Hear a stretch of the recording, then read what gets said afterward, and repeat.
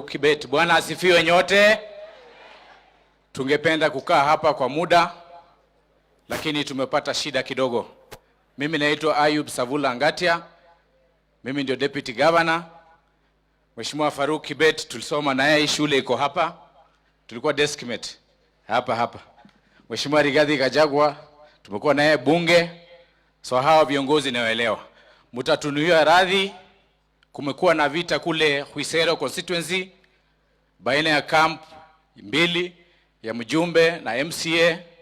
MCA amedungwa Kisu, ameaga saa hii. Mtatuia radhi, nikaribishe gavana anene machache, alafu akaribishe gavana wa Nyeri, alafu tuelekee tusuluhishe hiyo. Mimi nitasema tu moja, rais wa Jamhuri ya Kenya ni mmoja. Na huyo rais ni William Samoei Ruto. Mimi sioni barabara nyingine yenye Raila atakuwa president. Hakuna barabara nyingine. Angoje 2027. Na mimi ile litaomba. We have a history as Kenya. Tumekuwa Hague. Tuchunge ulimi hiyo barabara ya Hague. Naongea kama mtoto wa pastor. Tusirudi hiyo barabara. Na Mheshimiwa Rigathi Gachagua, you are a national leader.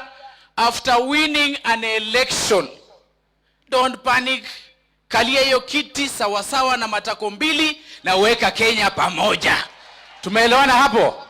Karibu Your Excellency the Governor Kakamega Fernandez Baraza. Mimi nitatoa mchango wangu wa shilingi 1,100 napatia Faruk Kibet.